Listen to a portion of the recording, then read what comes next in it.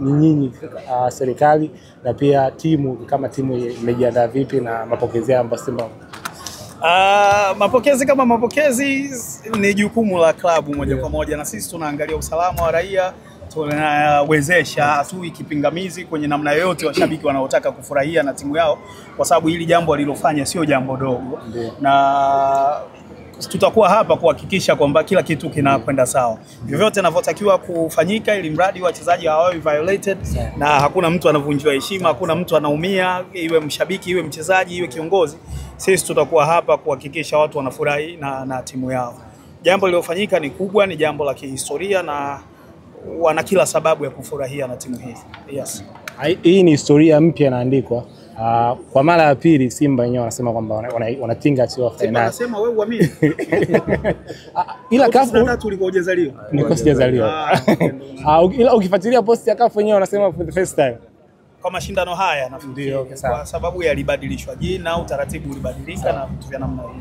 Lakini ni mara ya pili sisi tunajua. Hatucheki na wote. Mheshimiwa, hongera kwanza kwa ushindi na pole kwa safari. Lakini mpaka sasa hivi kama serikali, maandalizi ya uwanja wa Benjamin Mkapa yakoje, na upande wako kama waziri unawaambia nini wananchi kuelekea finali hii kubwa?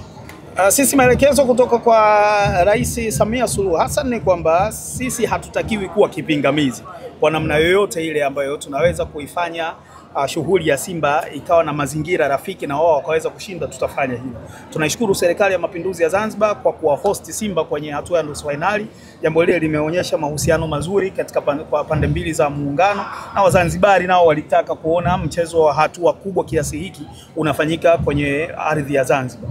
Lakini uwanja wa Zanzibar kama mnavyofahamu, sitting capacity ni 15,000 hivi kama sikosei, na kulinganisha na uwanja wa Benjamin Mkapa ambao sitting capacity ni 63,000. Kwa hiyo tunataka kuwapa wananchi wengi zaidi wa Tanzania wengi zaidi nafasi ya kushuhudia mchezo huu kwa macho yao wenyewe. Kwa hivyo tunafanya kila lilo ndani ya uwezo wetu kuhakikisha marekebisho ambayo tulikuwa tunayafanya yanakamilika kwa muda na Simba wanaweza kutumia uwanja huu kwa mchezo wao wa finali tarehe 25 ya mwezi Mei.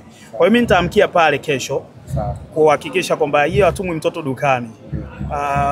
Ni maelekezo ya Mheshimiwa Rais na sisi tuko hapa kwa ajili ya kuyatekeleza. Pia kama mpenzi wa mpira wa miguu ningependa kuona hilo linatokea. Uwanja uwe full house ule, watu 63,000. Kama mnavyojua washabiki ni wachezaji wa 12, wasaidie kuintimidate wapinzani wetu vile vile. Kwa hiyo karibuni kesho kuanzia saa 3 mimi nitakuwepo uwanjani pale, tukague wote, tuone hatua tuliofikia.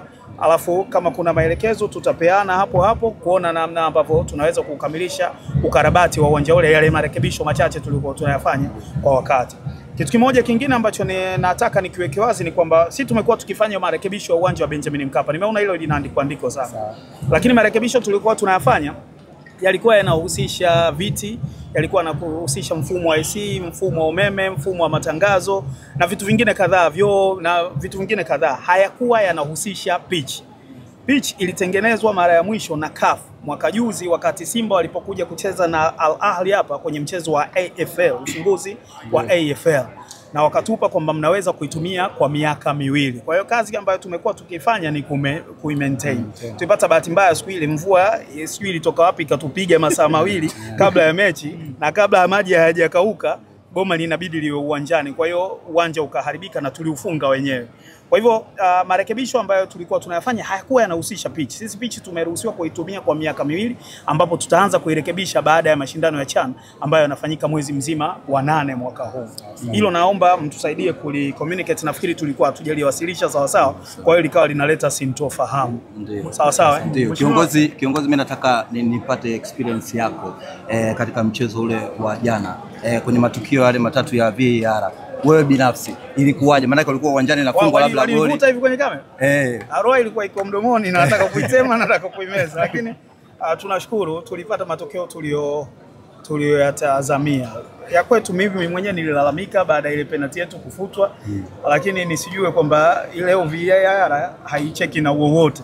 Ni kwamba atakayefunga nakataliwa, atakayepata penalty nakataliwa, na tunashukuru VAR ilikuwa upande wetu jana.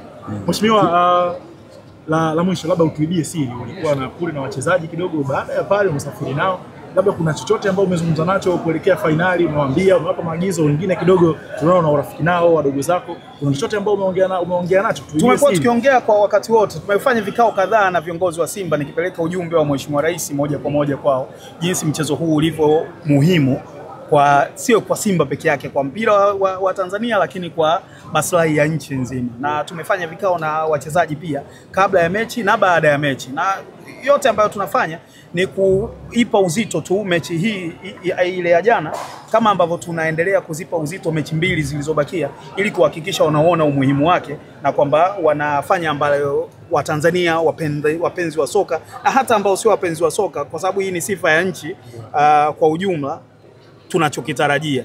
Kwa hivyo yaliyokuwa yanasemwa siwezi kwenda kwenye neno moja moja, lakini ilikuwa ni kuhakikisha tunatiana morali. Mimi siwezi kumfundisha mpanzu jinsi ya kucheza uwanjani.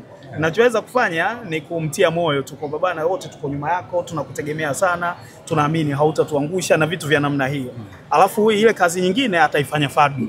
Sawa sawa, na ndio kitu ambacho tumekifanya. Mimi nichukue fursa hii kuwashukuru sana wapenzi wa mpira wa Tanzania, kwa sababu nafahamu Simba imefika hapa ilipo kwa sababu ya kuungwa mkono. Na jana wa Tanzania wanaoishi South Africa wametoka miji mbalimbali bila kujali itikadi zao za imani zao za kimpira, wamekuja pale na wote wanaisupport Simba kwa sababu walikuwa wanaisupport Tanzania.